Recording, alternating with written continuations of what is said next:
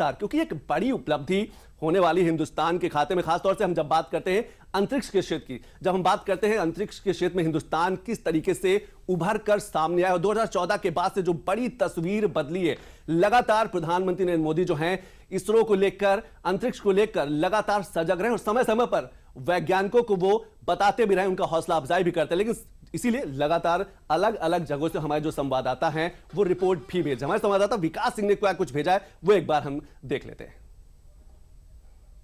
चंद्रयान 3 की सफलता के बाद एक बार फिर से आदित्य L1 लॉन्च हो रहा है। कितना खास है आदित्य L1, हम जानते हैं। हमारे साथ जाने माने वैज्ञानिक डॉक्टर भरत राज सिंह हैं, उन्हीं से जानेंगे। सर, एक बार फिर एक बड़ी उपलब्धि है देश के लिए। आदित्य L1 किस तरीके से काम करेगा, कितना कुछ खास है ये मिशन?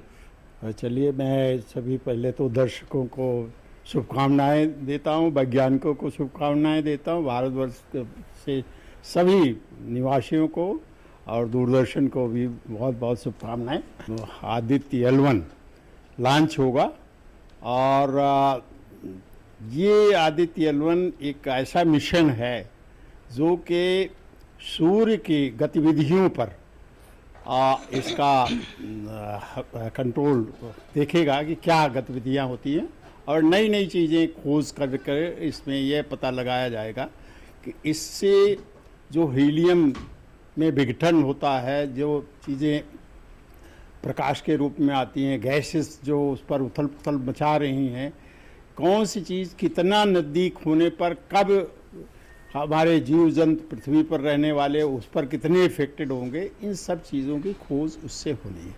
अब आइए, आदित्य L1 है क्या चीज़?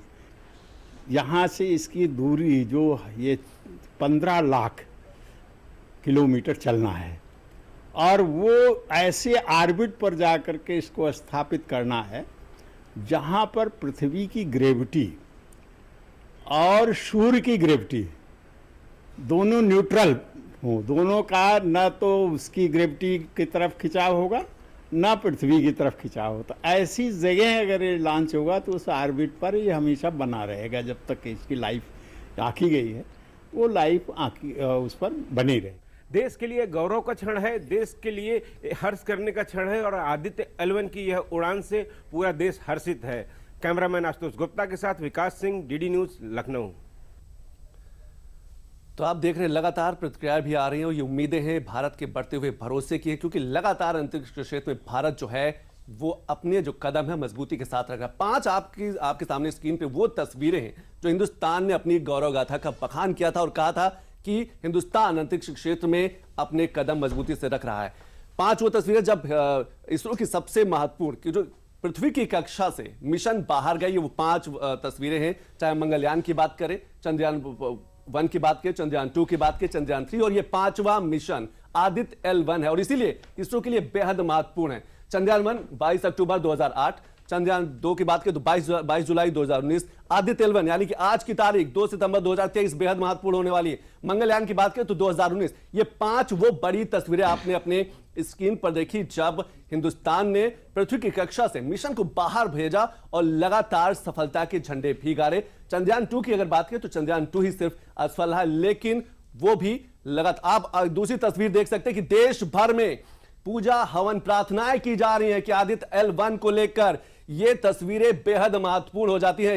महत्वपूर्ण इसलिए हो जाती है कि भारत की प्रगति के साथ हर व्यक्ति, हर इंसान जुड़ता हुआ दिख रहा है। आप देख सकते हैं वाराणसी की तस्वीरें जहां पर लोग हवन कर रहे हैं, पूजा कर रहे हैं, अर्चना कर रहे हैं। मकसद यही है, प्रभु से प्रार्थना कर रहे हैं कि वो आदित्य L1 भी सफल हो और जब वो L1 ऑर्बिट, हेलो ऑर्बिट पर पहुंचेगा, वहां से जो जानकारी उभर कर सामने आएंगी धीरे धीरे, क्योंकि आदित्य L1 की अगर उम्र की बात करें तो लगभग 5 साल तक वहां पर वो रहेगा और 5 साल में बहुत कुछ जानकारी हिंदुस्तान के लिए बहुत ही प्रभावी होंगी। सूरज तक भारत के सफर की बात करें, मिशन का नाम आदित्य L1 यानी कि लगातार, और आदित्य इसलिए नाम रखा गया कि सूर्य भगवान के 12 नाम हैं, उन 12 नामों में से एक नाम आदित्य भी है। ये एक बड़ी बात, इसीलिए आदित्य L1 रखा गया। और ये जो मिशन है आने वाले दिनों में खासतौर से सूरज की जो जितनी भी जानकारियां हैं, जो भी रहस्य है, वो उनसे पर्दा उठाएगा। चाहे तापमान की बात करें, स्पेस वेदर की बात करें, वहां की जो अल्ट्रावायलेट किरणें हैं उनके बारे में जानकारी इकट्ठा करेगा। ओजोन परत पर सूर्य के तापमान, वहां से किरणों का कितना असर होता है, क्योंकि लगातार क्लाइमेट चेंज हो रहा है, लगातार जो प्राकृतिक आपदाएं हैं उनकी संख्या बढ़ती जा रही है और इसीलिए यह बेहद महत्वपूर्ण हो जाता है। आप अपनी स्क्रीन पर देख सकते हैं कि किस तरीके से धरती से लेकर अगर L1 की दूरी की बात करें तो लगभग 15 लाख किलोमीटर है, लेकिन धरती से लेकर सूर्य की दूरी लगभग 15 करोड़ किलोमीटर है।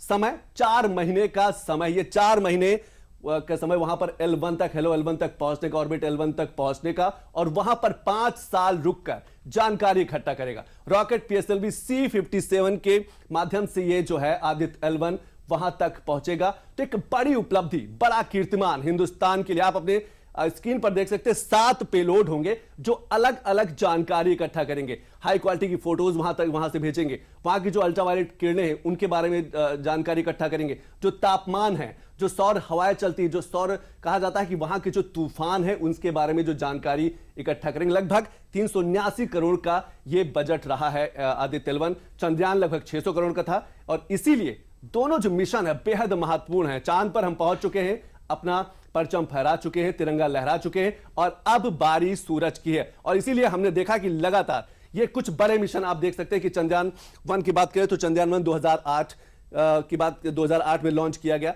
इसके बाद मिशन मंगलयान ये भी बेहद सफल रहा 2013 में। तो हिंदुस्तान जो है लगातार अंतरिक्ष के क्षेत्र में अपनी उपलब्धि, अपनी मजबूती दर्शाता रहा। चंद्रयान 2 2019 में भेजा गया, हालांकि यह सफल नहीं होगा, लेकिन चंद्रयान 2 की जो असफलता रही है उससे बहुत कुछ सीखकर चंद्रयान 3 को सफल किया गया और साउथ पोल पर लॉन्च किया गया।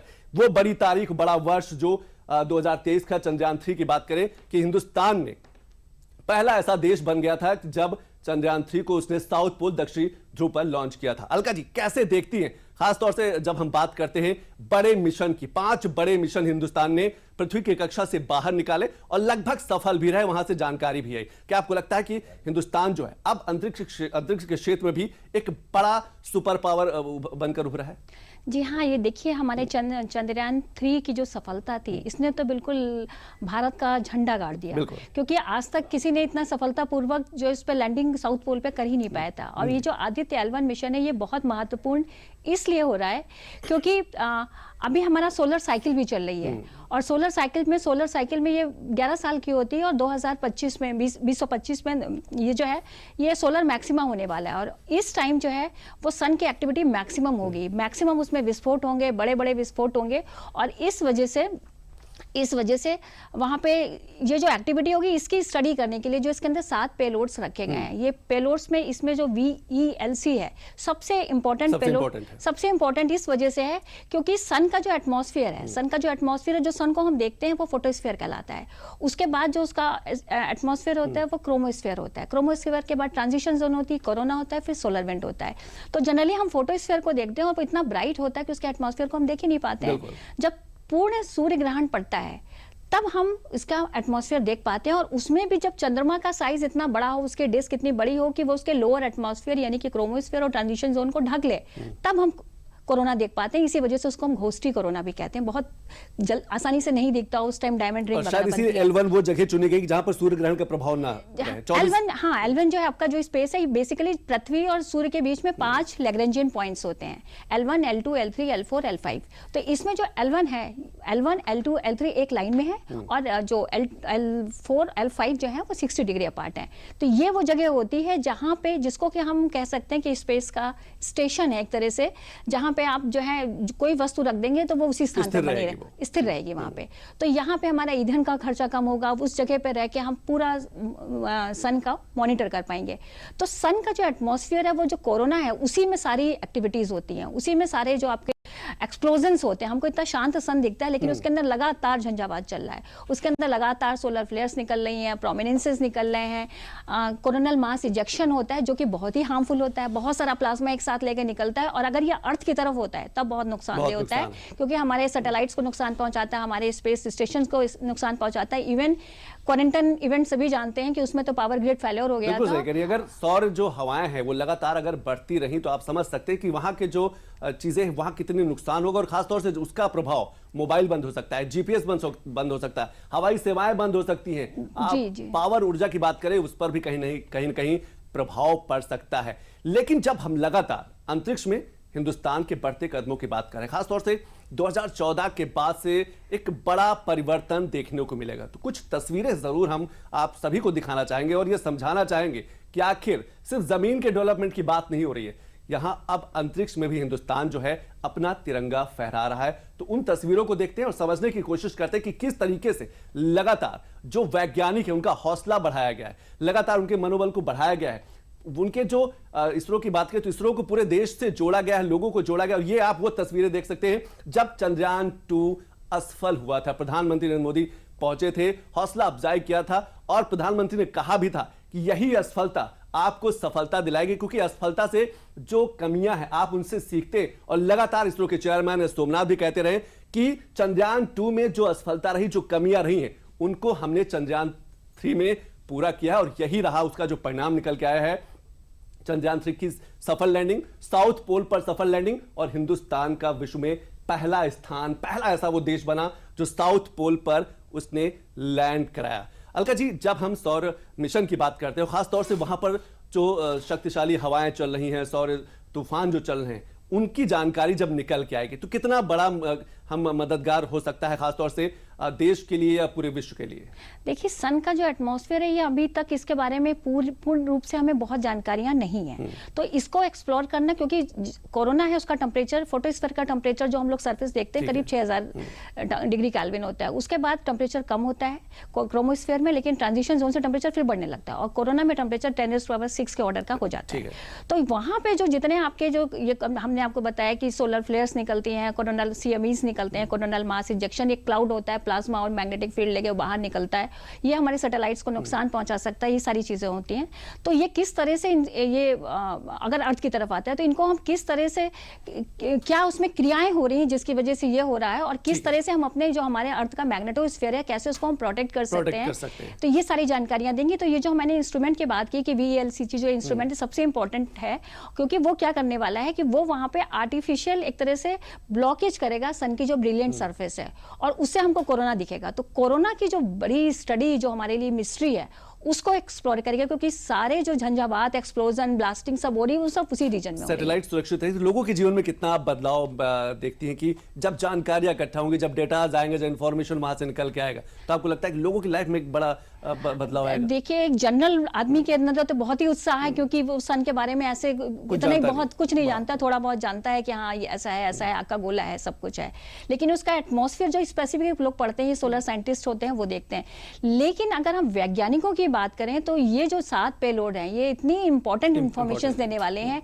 सॉफ्ट एक्सरे में स्टडी करेंगे, हार्ड एक्सरे में स्टडी करेंगे, इनके फोटोग्राफ्स होंगे, सन की जो फ्लेयर्स निकलते हैं इसका मैग्नेटोस्फीयर के ऊपर क्या इफेक्ट पड़ेगा, किस तरह से ये हमारा कोरोना के ऊपर की स्टडी करेंगे, जो कि मिस्ट्री है। स्पिक्यूल्स होते हैं, सोलर सरफेस पे बहुत से सन स्पॉट्स होते हैं, और चांस की बात है कि 2025 में मैक्सिमा हो रहा है, तो हमको जितने सन स्पॉट्स मैक्सिमम होंगे तो मैक्सिमम सन की एक्टिविटी, मतलब सन की एक्टिविटी पीक पे होगी। 11 साढ़े 11 साल की साइकिल होती है, उसमें मैक्स पीक जो है 2025 में हमको मिलेगी। तो उसमें मैक्सिमम जितने डिस्टर्बेंसेस सन की सरफेस पे होने होंगे वो हमको मिलेंगे, तो हमको मैक्सिमम इंफॉर्मेशन, हमको डाटा मिलेंगे। तो साइंटिफिक कम्युनिटी में तो बेहद उत्साह है बिल्कुल इस मिशन को लेकर, बिल्कुल बेहद उत्साह। और सिर्फ वैज्ञानिकों में नहीं, खासतौर से बात की जाए हिंदुस्तान में, हिंदुस्तान से बाहर भी सबकी जो नजरें हैं अब वो इसरो पर हैं। और घड़ी की सुई जैसे जैसे बढ़ती जा रही है, 11:50 का वो बड़ा समय होगा। आप अपनी स्क्रीन पर एक बार फिर देख सकते हैं कि सूरज गर्मी को अगर हम समझने की कोशिश करें तो फोटोस्फीयर, आप लगातार ये जो परत है, लगातार जो 6 परत होती है सूरज के आसपास, क्रोमोस्फीयर 4 से 6000 डिग्री सेल्सियस, आप समझ सकते हैं कितना उसका तापमान है, कितना वो गर्म है। कोरोना 10 से 20 लाख डिग्री सेल्सियस। तो अब इसीलिए सूर्य पर पहुंचना, वहां से जानकारी इकट्ठा करना कितना कहा जा सकता है कि बहुत बड़ी चुनौती है। कोर की बात करें तो तापमान लगभग 1.5 करोड़ डिग्री सेल्सियस, उम्मीद और कल्पना से बहुत दूर इसकी गर्मी, और शायद इसीलिए लगातार जो देश हैं वहां पर सूरज से जानकारी एकत्रित करने के लिए लालायित रहे और अलग अलग मिशन भी भेजते रहे। हिंदुस्तान चौथा बड़ा देश बनने वाला है। तो सूरज की गर्मी को जानिए। सूरज के कुल 6 जोन, 6 बड़ी परतें हैं। कन्वेक्शन जोन जो 20 लाख डिग्री सेल्सियस है, तो ये वो गर्मी है। और यहां से जो सौर हवाएं निकलती है, जो सौर शक्तिशाली तूफान निकलते हैं, जो लपटें निकलती हैं, इनकी ही जानकारी जो है सबसे बेहद महत्वपूर्ण होगी, क्योंकि उनका प्रभाव पृथ्वी पर भी पड़ता है, ओजोन परत पर पड़ता है, स्पेस वेदर परिवर्तन होता है और उसका असर जो हम मौसम में परिवर्तन की बात करें, मौसम चक्र में बदलाव की बात करते हैं, तो ये जो अंतरिक्ष में जो घटनाएं घटती हैं उसका असर कहीं ना कहीं पृथ्वी पर भी देखने को मिलता है। तो आप अपनी स्क्रीन पर देख सकते हैं कि किस तरीके से वहां का जो तापमान है, वहां की जो गर्मी है, वो यही सबसे बड़ी चुनौती रही और इसीलिए वैज्ञानिकों के मन में सवाल भी रहा था कि आखिर वहां से जानकारी कैसे इकट्ठा की जाए। अलका जी कुछ कह रहे थे आप? जी हाँ, मैं यही बता रही थी कि ये जो हम स्पेस वेदर को जो हम एक्सप्लोर करने वाले हैं, तो इससे जो है बहुत से डाटा हमारे सामने आने वाले हैं। हम सॉफ्ट एक्सरेज रीजन में भी स्टडी करेंगे। हमारा एक पेलोड है, एक पेलोड हमारा जो है वो हार्ड एक्सरे रीजन में इसको एक्सप्लोर करेगा। फोटोग्राफ्स होंगे इसके। अलका, मैं आपको रोकना चाहूंगा, एक बड़ी खबर है, आज लॉन्च होगा देश का पहला सूर्य मिशन, सौर मिशन। 11:50 पर लॉन्च हो जाएगा। आदित्य L1 लॉन्च होने में अब सिर्फ 50 मिनट बाकी हैं। धड़कनें जो हैं वो लगातार बढ़ती जा रही हैं। हम लगातार तस्वीरें भी देख रहे हैं कि लोग पूजा अर्चना प्रार्थनाएं भी कर रहे हैं। श्रीहरिकोटा से सुबह 11:50 पर लॉन्च होगा आदित्य L1। तो आपको ब्रेकिंग न्यूज के माध्यम से लगातार बता रहे कि कैसे जो समय है वो नजदीक आता जा रहा है और जैसे ही लॉन्च होगा, चौथा बड़ा देश, जर्मनी की बात करें या नासा की, अमेरिका की बात करें या फिर यूरोपियन देश की बात करें, चौथा बड़ा देश हो जाएगा जो सूर्य की से जुड़ी जो जानकारी है वो पृथ्वी तक भेजेगा। और सिर्फ हिंदुस्तान के नहीं, पूरे विश्व की विश्व के लिए वो जानकारी बेहद महत्वपूर्ण हो जाएगी। तो अब से कुछ ही क्षण बाद जो है वो आदित्य L1 जो है सौर मिशन, भारत का पहला सौर मिशन है, वो लॉन्च कर दिया जाएगा और वहां से एकत्रित हुई जानकारी पूरे मानवीय जगत के लिए, पूरे पृथ्वी के लिए बड़ी मददगार होगी। और इसीलिए लगातार अंतरिक्ष क्षेत्र में हिंदुस्तान अपनी उपलब्धियों की जो फहरिस्त है, जो लिस्ट है, वो मजबूत करता जा रहा है। कुछ दिन पहले, आज से 10 दिन पहले हमने चंद्रयान 3 की सफलता देखी और आज की तारीख एक बार फिर स्पेस फील्ड में लगातार मजबूती के साथ स्वर्णिम अक्षरों में लिखने के लिए तैयार है। और अंतरिक्ष की अर्थव्यवस्था की बात करें तो हिंदुस्तान की जो अंतरिक्ष की अर्थव्यवस्था है वो $600 अरब के आसपास पहुंच चुकी है। इसीलिए लगातार वहां पर भी असीम संभावनाएं उभर कर सामने है। 2017 में हमने देखा कि वहां पर निजी भागीदारी को भी बढ़ावा दिया गया। एक बार फिर आप अपनी स्क्रीन पर देख सकते हैं कि जो 7 पेलोड हैं वो किस तरीके से काम करेंगे। VLC पेलोड सूर्य की HD तस्वीर लेगा, तो कुल 7 पेलोड है जो लगातार ये सारी जानकारी 5 साल तक सारी जानकारी देंगे।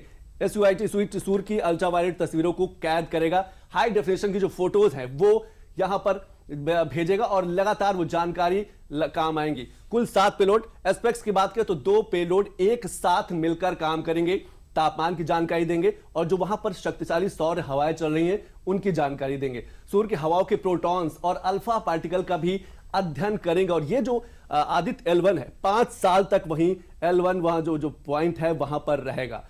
पापा सूर्य की गर्म हवाओं में मौजूद इलेक्ट्रॉन्स और भारी आयन का रिसर्च करेगा, क्योंकि वहां पर जो गर्म हवाएं हैं वो किस तरीके से प्रभावी हो सकती है, किस तरह से पृथ्वी को प्रभावित करती है, ओजोन परत को प्रभावित करती है, वेदर को प्रभावित करती है, उसकी जानकारी देगा। सोलेक्स सूर्य के एक्सरे और उसकी जानकारी एकत्रित करेगा। सौर लहरों की हाई एनर्जी एक्सरे का अध्ययन करेगा।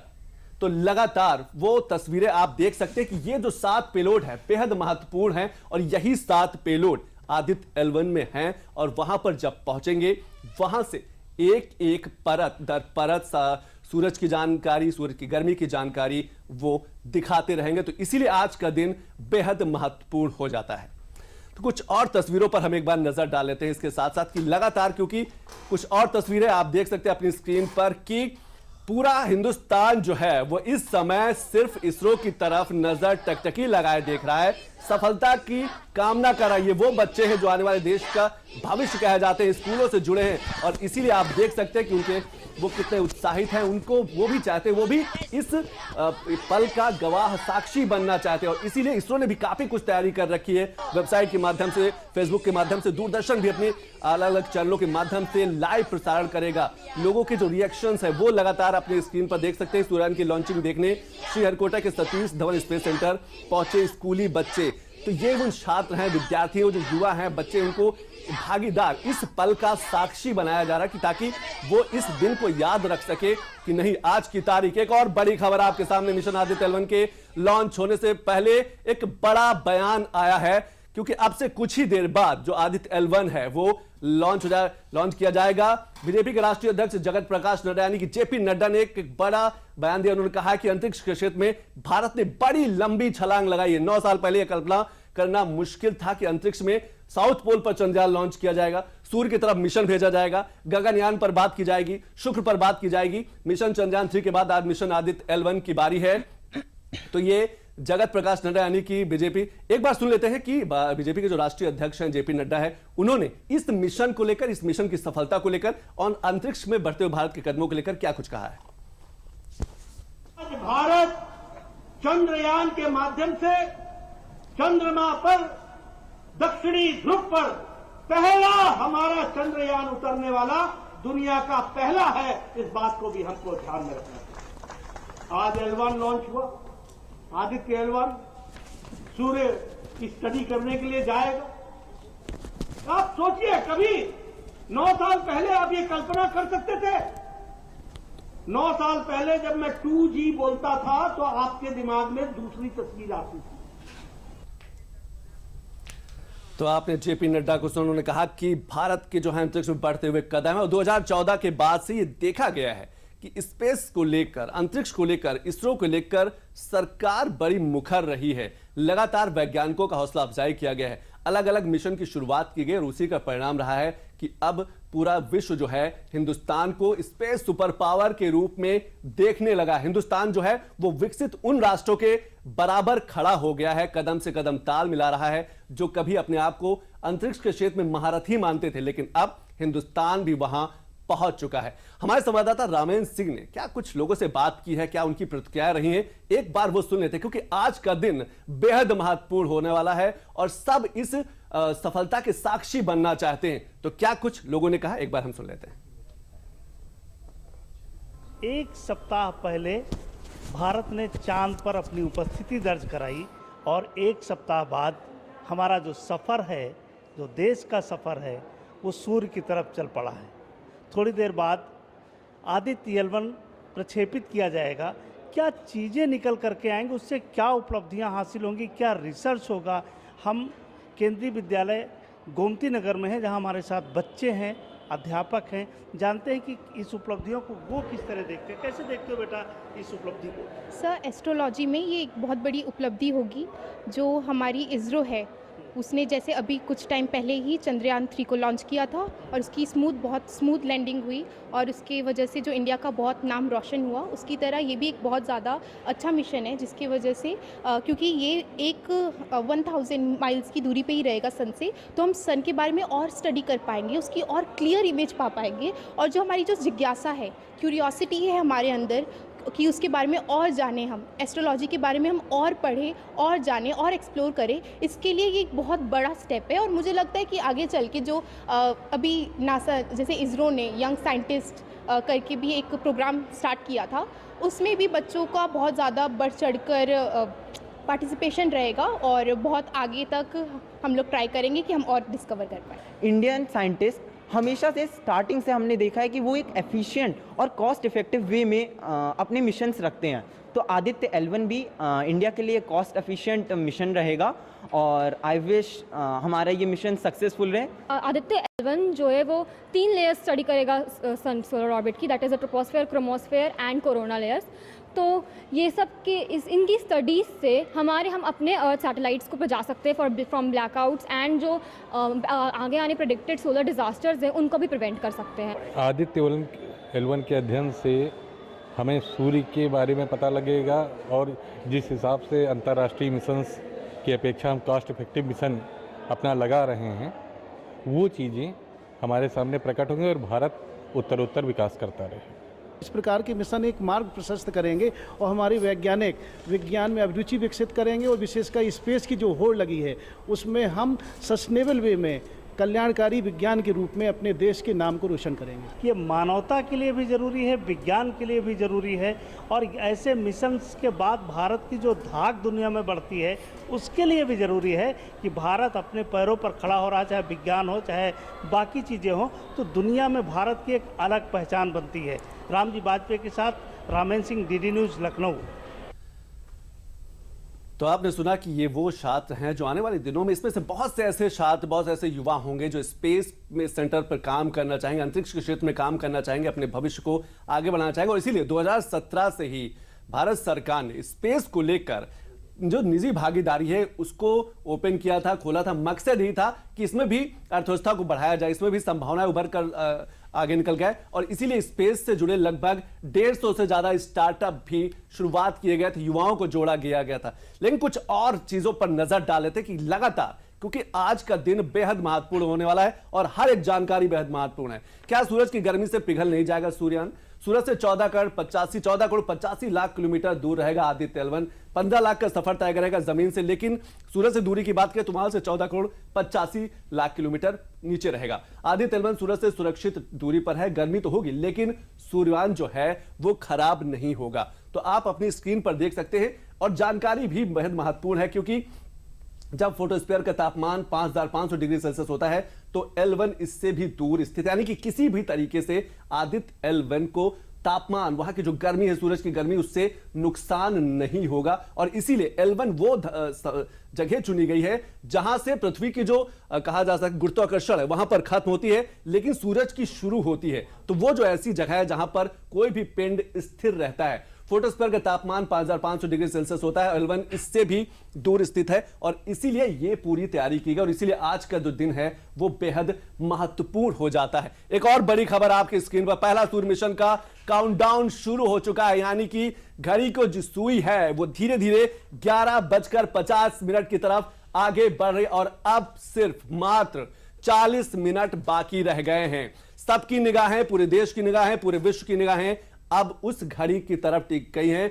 जहां पर 11:50 जैसे ही बजता है वैसे ही जो काउंटडाउन है वैसे ही वो शुरू हो जाएगा और आदित्य L1 लॉन्च कर दिया जाएगा। तो लगातार सबकी निगाहें, सबकी धड़कनें बढ़ती जा रही हैं और पूरा देश जो है आज प्रार्थना कर रहा है कि आदित्य L1 भी कीर्तिमान स्थापित करे।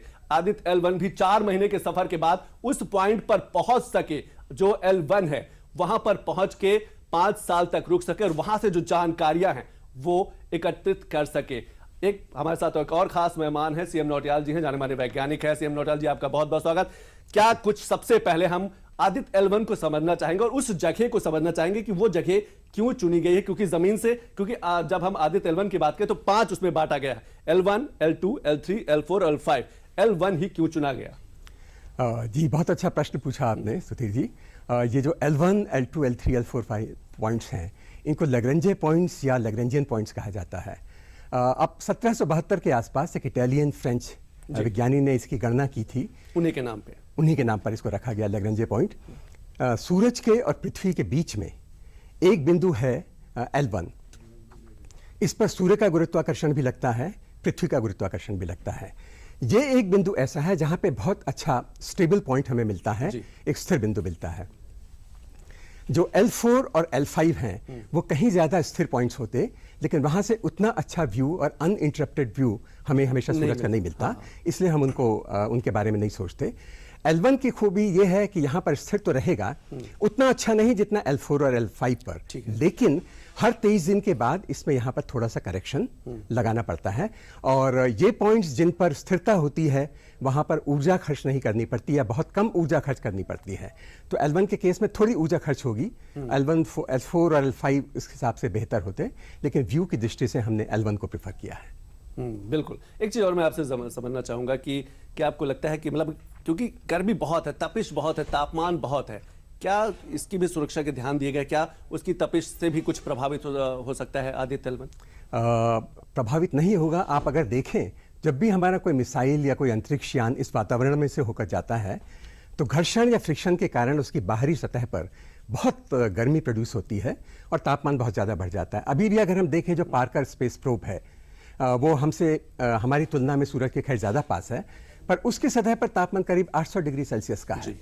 तो ये जो इंस्ट्रूमेंट्स बनाए जाते हैं, ये जो स्पेस क्राफ्ट्स बनाए जाते हैं, उनमें जिन एलॉयज़ का, जिन मटेरियल्स का उपयोग किया जाता है, उनकी टेस्टिंग होती है कि जो तापमान संभावित है उन जगहों पर, वहाँ पर वो जो है बहुत अच्छी तरह से उसको सस्टेन कर सकें, उनका कोई नुकसान ना हो। बिल्कुल नुकसान हो, इसीलिए वो डिजाइन ऐसा किया गया है कि जो तपिश है, जो गर्मी है, उससे नुकसान न हो। लेकिन हमारी संवाददाता दुर्गा शर्मा ने भी एक वैज्ञानिक से बात की, वो क्या कुछ बता रहे हैं, क्योंकि आज का दिन जो बेहद महत्वपूर्ण और हर व्यक्ति जानना चाहता है सूरज के बारे में और इस PSLV C57 के बारे में, और इसरो ने क्या कुछ तैयारी की है, कैसे तैयारी की है, कैसे डिजाइन किया है, हर कोई जानना चाहता है। एक बार सुन लेते हैं। चांद पर जय के बाद अब सूर्य पर विजय की बारी है और इसकी उल्टी गिनती भी शुरू हो चुकी है।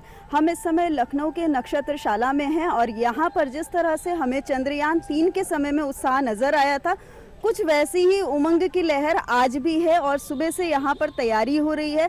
हमारे साथ यहाँ उत्तर प्रदेश एस्ट्रोनॉट क्लब के सदस्य भी हैं जिन्होंने यहाँ पर दूरबीन की व्यवस्था की है और ये सुबह से इस क्षण को देखने के लिए उत्साहित हैं। हम इनसे जानेंगे कि क्या कुछ इनकी तरफ से तैयारी की गई है।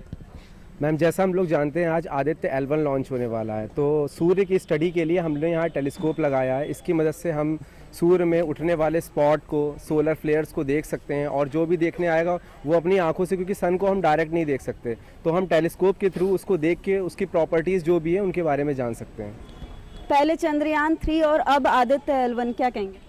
देखिए, चंद्रयान 3 एक कामयाब मिशन रहा है चंद्रयान 3 में, और चंद्रयान 2 में भी था, जिससे कि हमने सीखते हुए आगे बढ़ा। और ये जो आदित्य 1 मिशन है, ये जो हम सूरज की जो सोलार वेव है उनको अध्ययन करने के लिए, उसके मैग्नेटिक फील्ड से क्या असर आता है पृथ्वी में, उसको देखने के लिए, और नॉर्थ पोल और साउथ पोल में जो पृथ्वी में अरोरा देखते हैं उनके ऊपर क्या असर आता है, और जो पृथ्वी के एटमॉस्फेयर है क्या चीज़ उससे असर होगा, इसको अध्ययन करने के लिए हम जो लॉरेंज 1 पोजीशन है उस पर आदित्य 1 को हम स्थापित करने के लिए आज प्रक्षेपण करने वाले हैं पूरे इंडिया से। भारत अंतरिक्ष की दुनिया में अगवा नजर आ रहा है।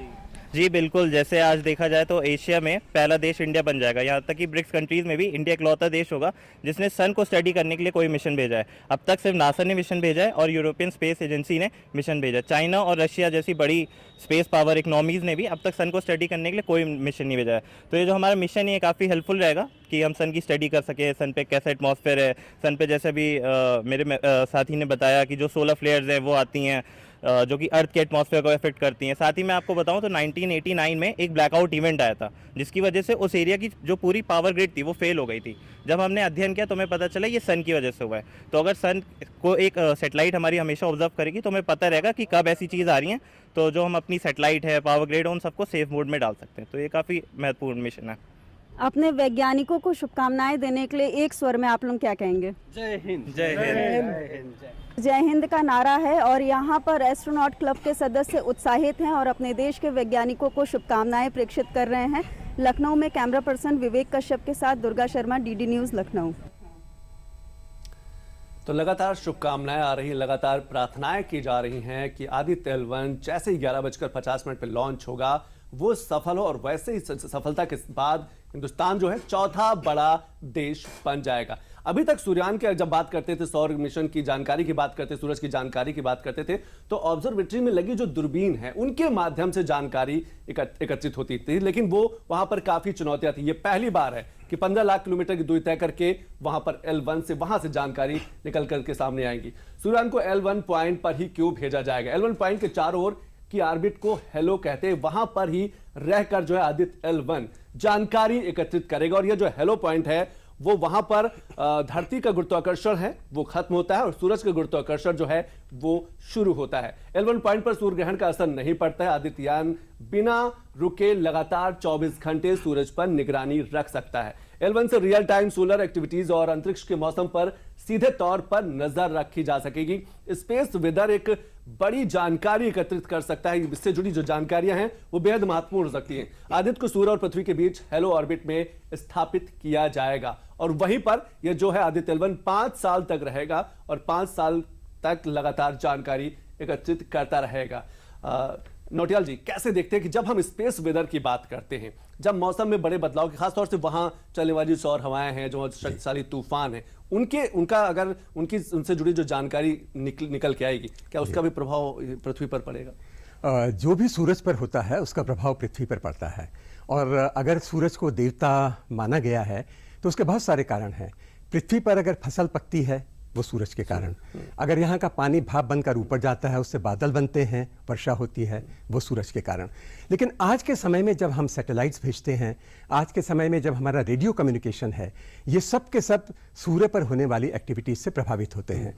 खास तौर पर जो 11 साल का हमारा सौर चक्र है या सोलर साइकिल है, उसमें जब 5-6 साल के आसपास पीक पर एक्टिविटी पहुंचती है, तो हमेशा ये डर रहता है कि हमारा कम्युनिकेशन ब्रेक डाउन हो सकता है, टूट सकता है। इसलिए सूरज के व्यवहार को समझना। मैं आपको रोकना चाहूंगा। एक और बड़ी खबर है, मिशन आदित्य L1 लॉन्च होने में सिर्फ 30 मिनट बाकी रह गए हैं, यानी कि लगातार जो कड़ी की सुई है वो बढ़ती जा रही है। आदित्य L1 का 11:50 पर श्रीहरिकोटा से प्रक्षेपण होगा, लेकिन सिर्फ आधे घंटे से भी कम समय रह गया है और इसीलिए लगातार मिशन आदित्य L1 लॉन्च होने में 30 मिनट, मात्र 30 मिनट बाकी रह गए हैं आदित्य L1 का, क्योंकि सबकी निगाहें इसरो पर, इसरो में बैठे जो वैज्ञानिक हैं उनको भी टकटकी लगाए उस घड़ी की तरफ देख रहे हैं। जैसे ही 11:50 होगा, वैसे हिंदुस्तान के खाते में अंतरिक्ष के क्षेत्र में एक बड़ी उपलब्धि जुड़ जाएगी। क्या कुछ बड़ी बातें हैं वो भी एक बार हम देख लेते हैं फटाफट अंदाज में। क्या आखिर आज का दिन बेहद, पीएसएलवी की 10 बड़ी बातों को अगर उस पर नजर डालें तो पीएसएलवी भारत का तीसरी पीढ़ी का प्रक्षेपण यान है, यानी कि इसरो को पीएसएलवी पर बड़ा भरोसा, उसका बहुत भरोसेमंद ये यान माना जा सकता है। आप अपनी स्क्रीन पर देख सकते हैं, ये पहला भारतीय प्रक्षेपण यान है जिसमें लिक्विड स्टेज है और इसीलिए इसरो जो है जितने बड़े मिशन रहे हैं वो पीएसएलवी के तहत ही उसने लॉन्च किए हैं। पहली उड़ान पीएसएलवी D1 को 20 सितंबर 1993 को लॉन्च किया गया था और आज भी जो पीएसएलवी C-57 के माध्यम से आदित्य L1 को भेजा जाएगा। 15 अक्टूबर 1994 में अपने पहले सफल प्रक्षेपण के बाद पीएसएलवी भारत के लिए एक विश्वसनीय और बहुमुखी लॉन्च वाहन रॉकेट के रूप में, इसीलिए मैं लगातार कह रहा हूं कि इसरो को पीएसएलवी पर बड़ा भरोसा है। बड़े मिशन जो हैं वो पीएसएलवी के थ्रू लॉन्च किए गए हैं। पीएसएलवी ने कई भारतीय 15 फरवरी 2017 को अपनी 39वीं उड़ान में पीएसएलवी ने 104 उपग्रहों को लॉन्च कर उस समय एक विश्व रिकॉर्ड बनाया था। आप इस खबर को देखिए और इस खबर से पहले इसमें समझने की जरूरत है कि ये वही भारत है, ये वही हिंदुस्तान है जब अपने उपग्रह भेजने के लिए दूसरे देशों पर निर्भर रहता था, दूसरे देशों की मदद लेता था, लेकिन 104 उपग्रह लॉन्च करके हिंदुस्तान ने एक बड़ी उपलब्धि हासिल की। और आपको अब सीधे लिए चलते हैं इसरो, जहां पर अब से कुछ ही देर बाद आप अपनी स्क्रीन पर देख सकते हैं केंद्रीय मंत्री जितेंद्र सिंह वहां पर मौजूद हैं। देश भर के जो बड़े वैज्ञानिक हैं इस गवाही से सफलता के साक्षी बनना चाहते हैं। आप अपनी स्क्रीन पर देख सकते हैं कि लगातार सबकी निगाहें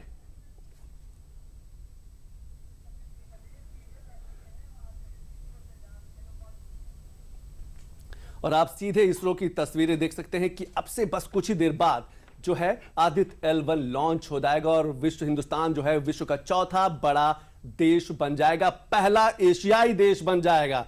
चीन जैसे जो सुपर पावर माने जाते हैं स्पेस में वो भी पीछे रह जाएंगे। तो ये आप समझ सकते हैं कि हिंदुस्तान की उपलब्धि है। ये जो चेहरे हैं आप देख सकते हैं कि इनकी अथक मेहनत, लगातार प्रयास जो है वो आपको साफ नजर आएगी और उसी का परिणाम है कि आज की तारीख बेहद महत्वपूर्ण हो जाएगी। ये वो कुछ वीडियोस भी आप अपनी स्क्रीन पे देख सकते हैं कि कैसे इसरो ने क्या कुछ तैयारी की थी, एक एक कड़ी जुड़ती गई और आज वो तारीख, वो पल, वो क्षण पहुंचने के कगार पर है जब हिंदुस्तान जो है अंतरिक्ष के क्षेत्र में एक नया अध्याय लिखेगा और उस अध्याय में हिंदुस्तान का जो नाम है वो स्वर्णिम अक्षरों से लिखा जाएगा। चांद पर हमने फतह हासिल की है, अब सूरज की बारी है और इसीलिए पूरे देश। और इस समय की एक और बड़ी खबर आ रही है, सतीश धवन अंतरिक्ष केंद्र श्रीहरिकोटा की ताजा तस्वीरें आपके सामने हैं। अब से कुछ ही देर बाद जो है 11:50 पर जो है आदित्य L1 लॉन्च कर दिया जाएगा। ये कुछ ताजा तस्वीरें आप देख रहे थे कि वहां के जो वैज्ञानिक हैं जिन्होंने अथक मेहनत की है वो इंतजार कर रहे हैं, पल पल इंतजार कर रहे हैं और सबकी नजर अपने मॉनिटर पर है। वो देख रहे हैं कि कहीं कोई कमी ना रह जाए और इसीलिए आप देख सकते हैं ये सीधी तस्वीरें, ये कुछ वो पुरानी तस्वीरें हैं जब आदित्य L1 की शुरुआत हुई थी और उस शुरुआत करते करते अब आज की वो तारीख बेहद महत्वपूर्ण तारीख है कि आज उस घड़ी, उस पल पर हम पहुंच गए हैं कि हिंदुस्तान अब से कुछ ही मिनट बाद एक नई उपलब्धि, एक नई फहरिस्त में एक नए कीर्तिमान स्थापित करने जा रहा है और वो भी स्पेस सुपर पावर के रूप में हिंदुस्तान का नाम अब स्वर्णिम अक्षरों में लिखा जा रहा है। आज से 10 दिन पहले चंद्रयान 3 की सफलता ने, ये आप अपनी स्क्रीन पर 5 बड़ी तस्वीरें देख सकते हैं कि इतिहास बनाने को तैयार अंतरिक्ष में हिंदुस्तान का चमत्कार ही है। आप वो तस्वीरें देखिए, इसरो के वैज्ञानिक तैयार बैठे हुए हैं, बस इंतजार कर रहे हैं 11:50 का। स्कूली बच्चों की तस्वीरें देख सकते हैं कि कितना उत्साह है, उमंग है, इस सफलता के पल के वो साक्षी बनना चाहते हैं। पूरे देश को इंतजार है सफल लॉन्चिंग के लिए। हवन, पूजन, अर्चन, प्रार्थनाएं चल रही है पूरे देश भर में। और बीच की जो तस्वीर है वो आदित्य L1 वही है। अब से कुछ ही देर बाद कहा जा सकता है कि आधे घंटे से भी कम का समय बचा है जब हिंदुस्तान जो है अपने अंतरिक्ष क्षेत्र में अपने कदम को मजबूत करेगा। और एक बार फिर इसरो आपको लिए चलते सीधे इसरो लिए चलते जहां पर अब से कुछ ही देर बाद इस आदित्य L1 को लॉन्च किया जाएगा। आप देख सकते हैं वो डॉक्यूमेंट्री है, वो तस्वीरें जो इनके अथक परिश्रम, अथक परिणाम का नतीजा है। और आज हम उस जगह, उस तारीख पर पहुंच गए हैं, उस पल पर पहुंचने वाले हैं। ये वही तस्वीरें आपको दर्शाती हैं कि किस तरीके से तैयारी की गई आदित्य L1 की। सैकड़ों हजारों वैज्ञानिकों ने इसको तैयार किया और सबसे खास बात स्वदेशी है, यानी कि इसमें किसी भी देश की मदद नहीं ली गई है। तो आप समझ सकते हैं कि अंतरिक्ष क्षेत्र में, स्पेस में भी भारत कितना आत्मनिर्भर बनता जा रहा है।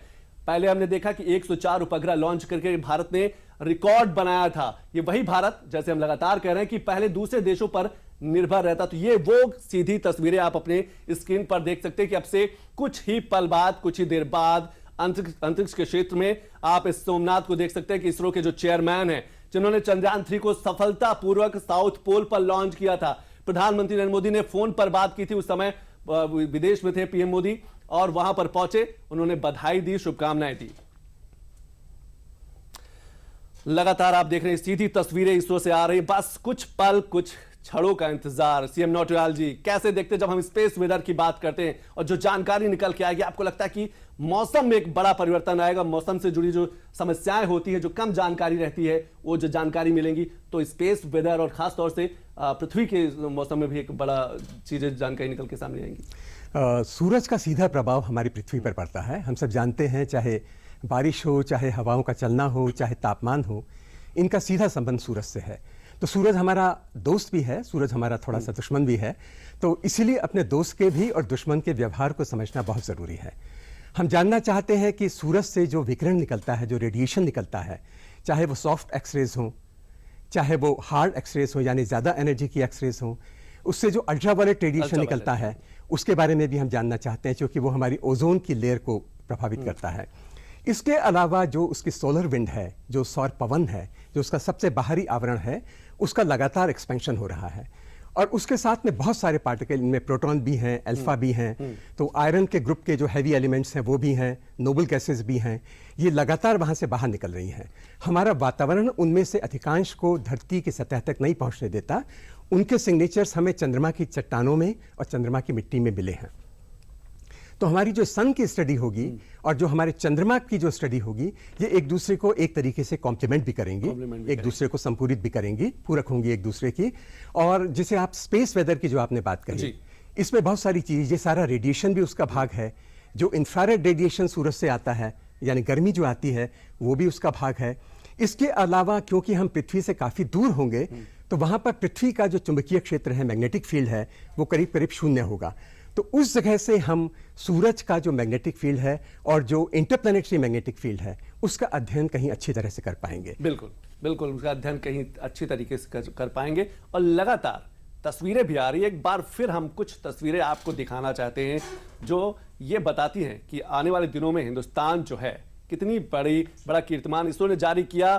PSLV सुबह 11:50 लॉन्च होगा आदित्य L1। तो लगातार वो तस्वीरें आप देख रहे हैं। इसरो ने जारी किया PSLV रॉकेट का एक वीडियो जारी किया है कि कैसे आदित्य L1 की शुरुआत हुई, कैसे वैज्ञानिकों ने काम किया, और आज का जो दिन है, जो तारीख है, यहां तक पहुंचने में वैज्ञानिकों की कितनी मेहनत रही है, कितना संघर्ष रहा।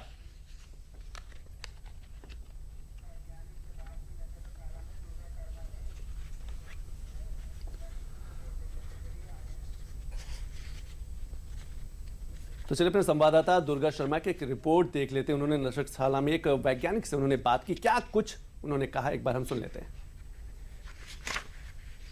चंद्रयान 3 की सफल लैंडिंग के बाद अब भारत ने सूर्य की तरफ उड़ान भरी है और अब से कुछ ही घंटों बाद आदित्य L1 की लॉन्चिंग होगी। इस पर अधिक बातचीत के लिए हमारे साथ नक्षत्रशाला लखनऊ के वैज्ञानिक डॉक्टर सुमित श्रीवास्तव जी हैं। सुमित जी, हम सबसे पहले आपसे ये जानना चाहेंगे कि आदित्य मतलब सूर्य, L1 के क्या आशय हैं? थोड़ा सा आप इसका सरलीकरण करते हुए समझा सकें कुछ। L1 का मतलब लैग्रेंजियन पॉइंट होता है। ये धरती और सूर्य के बीच में वो स्थान होता है जहाँ पे धरती और सूर्य के बीच का गुरुत्वाकर्षण बैलेंस हो जाता है, और ये नल पॉइंट कहलाता है। और यहाँ पे कोई भी चीज़ होगी तो वो ना ही धरती की तरफ गिरेगी और ना ही सूरज की तरफ गिरेगी, और वो लगातार एक स्पेस में वो ऑर्बिट करती रहेगी। तो इस तरीके से 5 लैग्रेंजियन पॉइंट्स होते हैं, और ये लैग्रेंजियन पॉइंट 1 पे जा रहे हैं, इसलिए इसको L1 नाम दिया गया। अच्छा सुमित जी, आज ये इसकी यात्रा शुरू होगी, तो आदित्य L1 की जो जर्नी है और इससे क्या लाभ होंगे, थोड़ा सा उसके बारे में आपसे समझना चाहेंगे। 11:50 पे आदित्य L1 का लॉन्च है। और इससे पहले सोहो, नासा का पार्कर प्रोब भी गए हुए हैं, लेकिन L1 लैग्रेंजियन पॉइंट 1 यानी 15 लाख किलोमीटर दूर अब तक किसी ने भी अपना जो सोलर यान है वो नहीं भेजा है। तो भारत इस क्षेत्र में प्रथम है, और इस कहते हैं जो सन की स्टडी है उसके लिए ये महत्वपूर्ण है। हम सन को डिटेक्ट कर पाएंगे, या फिर कोई भी ऐसा फिनोमेना जिसकी वजह से धरती को नुकसान पहुंच सकता है, उसको हम पहले से ही प्रिडिक्ट कर पाएंगे। पहले चंद्रयान और अब आदित्य L1, भारत अंतरिक्ष की दुनिया में सिरमौर बनने की तरफ बढ़ रहा है, क्या कहेंगे इस पर? चंद्रयान के तुरंत बाद आदित्य L1 और उसके बाद में अभी कई स्पेस मिशंस और आने हैं, और ये सारे स्पेस मिशंस जो हैं वो हमारे जो मानव को लेके जाने वाले यान से, जैसे गगनयान है, तो उस दिशा में हमारे छोटे छोटे स्टेप्स हैं। और कुछ समय बाद ये समय भी आएगा जब हमारा मानव सहित जो अंतरिक्ष यान है वो भी स्पेस में सफ़र कर रहा होगा। फिलहाल हमें इंतजार है आदित्य L1 की लॉन्चिंग का, और इससे सहायता मिलेगी सूर्य के अध्ययन के लिए। लखनऊ में कैमरा पर्सन विवेक कश्यप के साथ मैं दुर्गा शर्मा, DD न्यूज़ लखनऊ। तो आपने सुना कि वैज्ञानिक भी लगातार इस सफलता को लेकर उत्साहित हैं। सीएम नौटियाल जी, कहा जाता है कि सूर्य इतना बड़ा है कि लगभग 13 लाख प्लैनेट जो हैं उसमें समा सकते हैं। तो अभी बहुत कुछ जानकारी वहां से निकलनी बाकी। अभी तो एक कहा जा सकता है कि शुरुआत हुई है, एक पॉइंट पर पहुंचा है। जी, आपका कहना बिल्कुल सही है। सूरज का में जितना मास है उसकी तुलना में पृथ्वी का मास जो है या दूसरे ग्रहों का मास जो है वो बहुत कम है। उसका रेडियस भी, और हमारे अगर पूरे सौर सिस्टम का जो सबसे डोमिनेटिंग कंपोनेंट है वो सूरज है, आकार के हिसाब से, आयतन के हिसाब से। हाँ, ये ज़रूर है कि उसकी जो डेंसिटी है वो पृथ्वी के जो पदार्थ हैं, पृथ्वी के एवरेज डेंसिटी के करीब 1/4 है, लेकिन उसका आकार इतना बड़ा है कि कुल मिलाकर उसका मास बहुत ज़्यादा है। और वो पूरे हमारे, और यही कारण है कि सारे ग्रह इस सूरज के चारों तरफ चक्कर काटते हैं। तो अगर आप सूरज की बात करें तो सूरज का जो हमें रूप दिखाई देता है वो एक्चुअली उसका प्रकाश मंडल या फोटोस्फीयर है। और इनफैक्ट जो क्रोमोस्फीयर है वो उसके बाहर है, लेकिन वो हमें इसलिए नहीं दिखाई देता कि दोनों के तापमान में 1000 डिग्री सेल्सियस का अंतर है। जी, प्रकाश मंडल या फोटोस्फीयर कहीं ज़्यादा ब्राइट है, लेकिन सबसे ज़्यादा टेम्परेचर उसके बाद बाहर आए तो वो उसके करोना का या सोलर किरीट का है। और जो पार्कर प्रोब है उसने ऑलमोस्ट उस किरीट को या उस जो मुकुट कह सकते हैं आप, उसको ऑलमोस्ट छुआ है।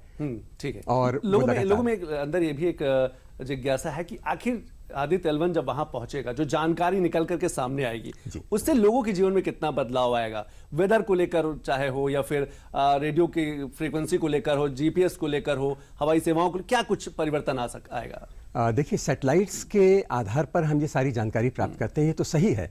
अगर हम सूरज का बिहेवियर ज़्यादा अच्छी तरह से समझेंगे तो हम ज़्यादा बेहतर पोजीशन में होंगे ये प्रेडिक्ट करने की कि सोलर स्टॉर्म कब आएगा, किस समय उसकी वजह से आउटेज हो सकता है पावर का, किस समय उसकी वजह से हमारा रेडियो कम्युनिकेशन डिस्टर्ब हो सकता है। अब जब स्पेसशिप्स बाहर भेजे जाते हैं तो उन पर भी प्रभाव पड़ता है इस रेडिएशन इन्वायरमेंट का। तो इन सब चीज़ों के बारे में हमें ज़्यादा अच्छी जानकारी सूरज के बारे में मिलेगी, सूरज के बिहेवियर के बारे में मिलेगी। तो जैसा मैंने कहा कि दोस्त हो या दुश्मन, उसका व्यवहार जानना बहुत जरूरी है। जो नेचुरल कैलेमिटी है, जो प्राकृतिक आपदाएं, इन पर भी कुछ प्रभाव पड़ सकता है, इनकी जानकारी पहले से मिल सकती है और बेहतर। कहा जाता है कि मौसम का और क्लाइमेट का संबंध सूरज से है। कुछ लोगों ने थ्योरी दी थी कि जो प्रेसिपिटेशन होता है या वर्षा होती है वो कितने आयंस वातावरण में है, इससे भी जुड़ा हुआ है। और सूरज के से जो रेडिएशन निकलता है उसकी वजह से आयोनाइजेशन होता है। लोगों ने इसके बीच में भी संबंध स्थापित करने की कोशिश की थी। बहुत वेल स्टेप्ड नहीं है, लेकिन जब हम पृथ्वी से काफी दूर जाकर नोटिया साहब आपको रोकना चाहूंगा। एक और बड़ी खबर है, आदित्य L1 लॉन्च होने में अब सिर्फ 15 मिनट बाकी रह गए हैं, मात्र 15 मिनट बाकी रह गए हैं। 11:50 पर आदित्य L1 जो है वो लॉन्च हो जाएगा। देश के पहले सूर्य मिशन का जो काउंटडाउन है वो तेजी से बढ़ता जा रहा है। सतीश धवन अंतरिक्ष केंद्र श्रीहरिकोटा में लॉन्चिंग की तैयारियां जो है वो पूरी कर ली। हमने कुछ देर पहले तस्वीरें भी दिखाई दी, एक बार फिर हम आपको सीधे ले चलेंगे, वो तस्वीरों को दिखाएंगे। आदित्य L1 लॉन्च होने में अब मात्र 15 मिनट बाकी रह गए हैं, यानी कि 11:50 पर आदित्य L1 भारत का पहला सौर मिशन जो है वो लॉन्च हो जाएगा और भारत चौथा बड़ा देश बन जाएगा।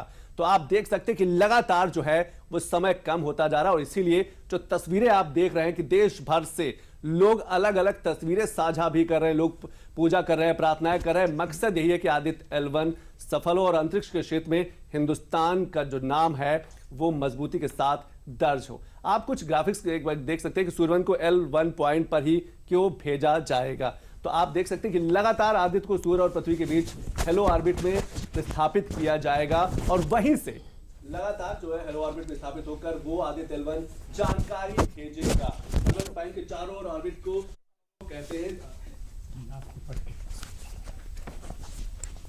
और एक बार आपको सीधे एक बार इसरो फील्ड लिए चलते हैं, जहां की तस्वीरें बेहद महत्वपूर्ण और इन्हीं तस्वीरों का इंतजार पूरा देश पूरी दुनिया कर रही थी। वो तस्वीरें आप अपनी स्क्रीन पर सीधे देख सकते हैं कि कुछ ही पल बाद, कुछ ही क्षण बाद आदित्य L1 लॉन्च हो जाएगा।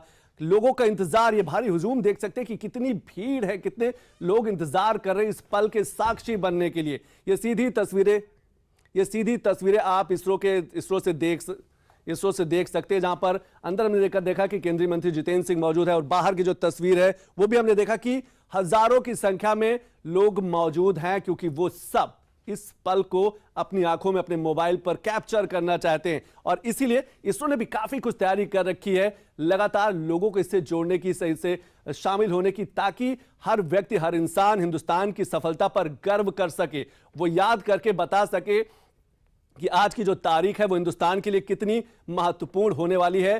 चांद पर हमने फतह हासिल की और अब सूरज की बारी है। तो ये तस्वीरें और ये वो चेहरे हैं जिन्होंने वर्षों मेहनत की है, इनके संघर्ष का परिणाम है। ये वो वैज्ञानिक हैं जिनकी बदौलत आज हम ये कह पा रहे हैं कि हम सूरज की तरफ हमारे कदम बढ़ रहे हैं, बढ़ने वाले हैं और कुछ ही पल बाकी रह गए हैं। हमारे साथ एक खास मेहमान भी जुड़े हैं। सर, सबसे पहले एक चीज़ और मैं आपसे समझना चाहूँगा, क्योंकि लगातार हम वहाँ से आने वाली जानकारियों की बात कर रहे हैं। वो जानकारी जब हम, क्योंकि मौसम को लेकर लगातार जो मौसम से जुड़ी जो जानकारियाँ निकल कर सामने आएंगी, क्या आपको लगता है जो प्राकृतिक आपदाएं हैं, नेचुरल कैलामिटी हैं, उस पर भी कहीं ना कहीं प्रभाव पड़ेगा? जी हाँ, पहली बात तो हमारे जो चंद्रयान 3 का जो सफल अभियान हुआ जी, उसके बाद ये सूर्य के अभियान में थोड़ा सा अंतर है। आप समझिए कि सूर्य एक तारा है और पृथ्वी उसके चारों तरफ चलने वाला एक ग्रह है। तारे के अंदर अपनी ऊर्जा होती, अपनी चमक होती है और उसका अपना एनर्जी का इतना बड़ा स्टोर होता है, उसका अपना सिस्टम होता है। इसलिए सूर्य के ऊपर जो हमारी विजय है ये कुछ ज़्यादा महत्वपूर्ण है, क्योंकि इसमें हमको काफ़ी कठिनाइयों का भी सामना करना पड़ सकता है। उसका टेम्परेचर बदलता भी है, उसके केंद्र में उसका बहुत ज़्यादा टेम्परेचर, फिर आगे उसके टेम्परेचर में इतना गैप पड़ जाता है कि हम लोग जब किसी चीज़ का ऑब्जर्वेशन करते हैं तो बजाय चमक के हमको काली रेखाएं मिलती हैं, जिनको फ्राउनहोफर रेखाएं हम कहते हैं। उन फ्राउनहोफर रेखाओं के कभी कभी पैटर्न बदलते हैं, जिससे हम बैठे बैठे स्वयं अपने ऑब्जर्वेशन के ऊपर अंदाज लगा पाते हैं कि सूर्य के अंदर क्या क्या परिवर्तन आ रहे होंगे। निस्संदेह सूर्य के इस परिवर्तन से धरती को तो प्रभावित होना ही होना है। यहाँ तक होना है कि हमारे सारे मौसम के साथ, ये तो आप जानते हैं कि धरती के घूमने और चलने कारण दिन रात और यहाँ तक कि पूरा वर्ष, उस सब की काउंटिंग सभी कुछ तो सूर्य के ऊपर निर्भर है। तो वो इतना आसान हमारा मिशन नहीं है, इसलिए हमारे इसरो ने ये बहुत अच्छी तरकीब निकाली है। वैज्ञानिकों को ये भी उत्साहित है, वो भी जानना चाहते हैं कि जो बाहर की परतें हैं सूरज की वो तो ज्यादा गर्म, लेकिन जैसे जैसे अंदर की परतें हैं वो बनिस्बत ठंडी हैं। क्या ये भी एक बड़ी दिलचस्प जानकारी ऊपर निकल के सामने आई? मजे की बात यह है कि वो बाहर की ओर भी गर्म है और केंद्र भी गर्म है, बीच में ठंडा है, बीच में ठंडा है, जिसके कारण उसके अंदर एब्जॉर्प्शन हो जाता है, बजाय उसमें से एमिशन उत्सर्जन के वहां पर एब्जॉर्प्शन हो जाता है, जिसके कारण कि ऐसी ऐसी रेखाएं मिलती हैं जिनके ऊपर हम केवल अंदाज लगा पाते हैं।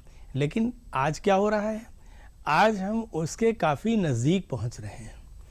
सबसे पहले जब यहाँ से हम पार करेंगे, मैं आपको रोकना चाहिए, हमारी खबर आ रही है, आदित्य L1 लॉन्च होने में मात्र 10 मिनट बाकी रह गए हैं। आप देख सकते हैं, आप अपनी स्क्रीन पर देख सकते हैं कि किस तरीके से लगातार जो तस्वीर है वो बदलती जा रही है। आदित्य L1 लॉन्च होने में मात्र 10 मिनट बाकी रहे, 10 मिनट बाद जैसे 11:50 बजेगा वैसे हिंदुस्तान जो है वो एक नया कीर्तिमान स्थापित कर लेगा अंतरिक्ष के क्षेत्र में। और अंतरिक्ष के क्षेत्र में हिंदुस्तान 2014 के बाद से देखा जा रहा है कि लगातार मजबूती के साथ वो आगे बढ़ता जा रहा है। बहुत कठिन है डगर सूरज की यात्रा की शुरुआत लोअर अर्थ ऑर्बिट से करेगा, यानी कि धीरे धीरे जो है आदित्य L1 जो है धीरे धीरे आगे बढ़ेगा और फिर पृथ्वी की कक्षा को जब छोड़ेगा। यात्रा की शुरुआत आप देख सकते हैं कि किस तरीके से जो आदित्य L1 है वो बढ़ेगा। 3 या 4 ऑर्बिट के चक्कर लगाने के बाद धरती के गुरुत्वाकर्षण से क्षेत्र से बाहर हो जाएगा, जो मैग्नेटिक पावर है उससे बाहर हो जाएगा। और ये 5वां बड़ा मिशन होगा इसरो का जो धरती की कक्षा से बाहर जा रहा है। हमने मंगलयान देखा, चंद्रयान 1, 2 और 3 देखा, और ये जो है आदित्य L1। इसके बाद क्रूज फेज आएगा जो लंबा चलेगा, जहां पर वो उसके सर्किल में राउंड करेगा। तो आप देख सकते हैं, अपनी स्क्रीन पर समझने की कोशिश कर सकते हैं। और ये सीधी तस्वीरें आप इसरो की देख रहे हैं, जहां पर सबको बस इंतजार है 11:50 का। 10 मिनट से भी कम समय रह गया है। और सिर्फ इसरो नहीं, इसरो के अंदर बैठे जो सैकड़ों वैज्ञानिक है, इसके बाहर इसरो के आसपास जो हैं, आपने अभी तस्वीरें देखी थी कि वहां पर भी लोग एकत्रित हैं। हर कोई इस सफलता का साक्षी बनना चाहता है। इस हिंदुस्तान के इतिहास का जो स्वर्णिम अध्याय लिखने वाला है अब से कुछ मिनट बाद, उसका भी वो भागीदार, उसका सहभागी बनना चाहता है। और इसीलिए प्रयास भी किए गए हैं कि पूरे देश को इस सफलता से जोड़ा जा सके, क्योंकि यह बताया जा सके कि हिंदुस्तान के जो वैज्ञानिक हैं वो लगातार कितनी मेहनत कर रहे हैं, और उनकी बनस्बत, उनकी मेहनत की बदौलत ही हिंदुस्तान जो है अंतरिक्ष के क्षेत्र में भी अपना तिरंगा फहरा रहा है। हमने चंद्रयान 3 की सफल लैंडिंग देखी साउथ पोल पर, दक्षिण ध्रुव पर पहुंचते हिंदुस्तान जो है विश्व का पहला देश बन गया। और अब एक बार फिर आज 10वां दिन है, 10वां दिन फिर ही हिंदुस्तान जो है चमत्कार के लिए तैयार है। और लगातार सबकी निगाहें जो हैं अपनी घड़ी की सुई पर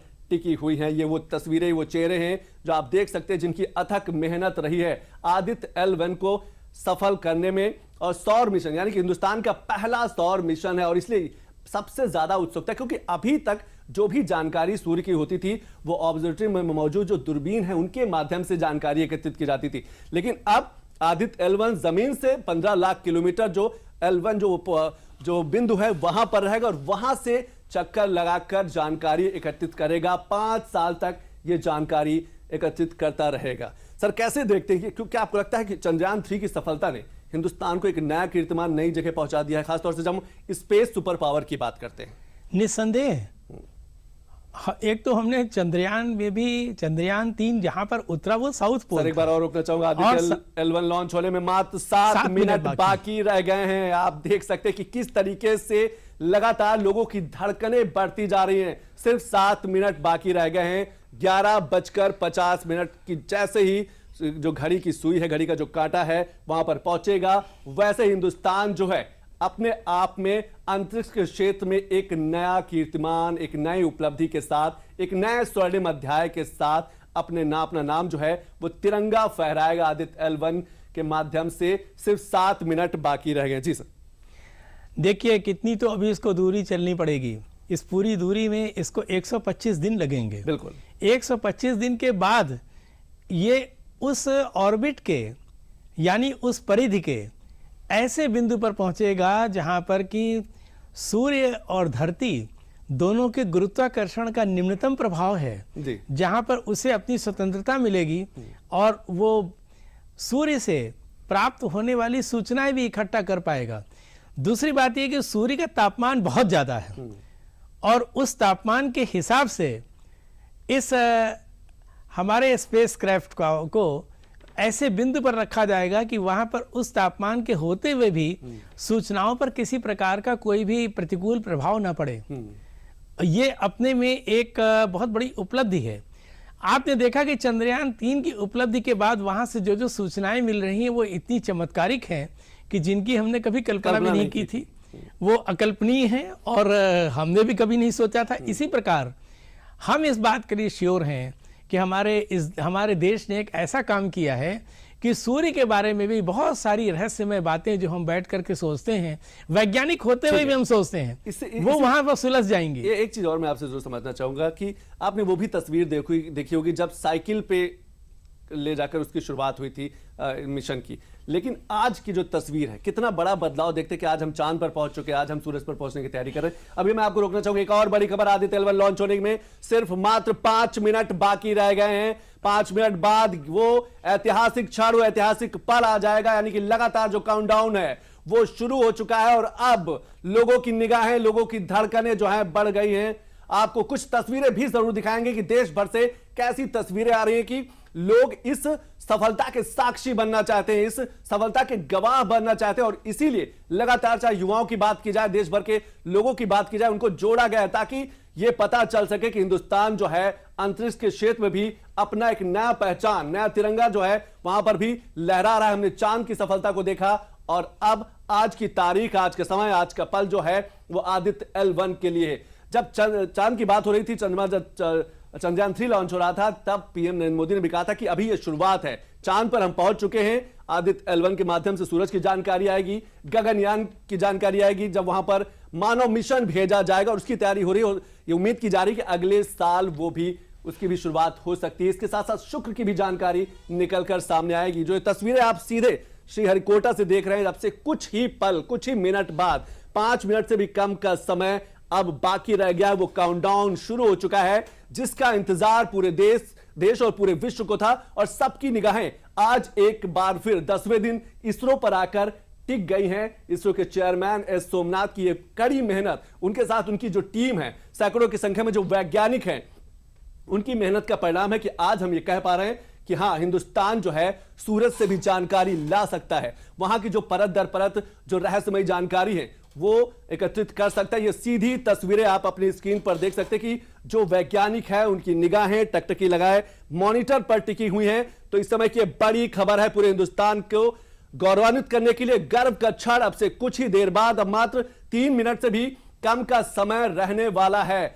लगातार सबकी धड़कनें, सबकी निगाहें, नौटियाल जी संक्षिप्त में फटाफट बताइए कि क्या आपको लगता है कि लगातार जो सबकी निगाहें, पूरा विश्व भी इस सफलता का गवाह बनने के लिए बिल्कुल तैयार है? देखिए, वैसे मेरा नाम नीरज चौबे जी, मैं कमला नेहरू इंस्टीट्यूट ऑफ टेक्नोलॉजी जो उत्तर प्रदेश शासन का इंस्टीट्यूट है उसका मैं प्रथम संकाय सदस्य रहा हूं और लखनऊ विश्वविद्यालय में मेरे अधीन department of science and technology government of India का एक परियोजना चल रही है। और जब मैंने अंतरिक्ष विज्ञान में PhD 1981 में किया था तो इस विषय को लगभग कोई नहीं जानता था। स्थिति ये होती थी कि अगर हम अपनी ओर से बताते थे तो कोई ऐसी जनता में रुचि नहीं थी। और आज जनता के अंदर काउंटडाउन शुरू हो गया इसरो का कि जो बस काउंटडाउन की जो घड़ी की जो सुई है वो लगातार बढ़ती जा रही है। 10, 9, 8, 7 के जो काउंटडाउन की तरफ इसरो के जो अब से कुछ ही पल बाद आदित्य L1 जो है अनंत आकाश की तरफ लॉन्च हो जाएगा और वहां पर 4 महीने की यात्रा के बाद उस पॉइंट पर पहुंचेगा। ये सीधी तस्वीरें इसरो से आप देख रहे हैं कि बस कुछ ही सेकंड अब बाकी रह गए हैं जब ये लॉन्च हो जाएगा और 4 महीने, लगभग 127 दिन की यात्रा करेगा। 127 दिन की यात्रा के बाद जमीन से 15 लाख किलोमीटर। इस समय की एक बड़ी खबर है, आदित्य L1 लॉन्च होने में 1 मिनट बाकी है, मात्र 60 सेकंड अब बाकी रह गए हैं। वर्षों का इंतजार, घंटों का इंतजार, मिनट का इंतजार और अब सेकंड का इंतजार रह गया है। तो हिंदुस्तान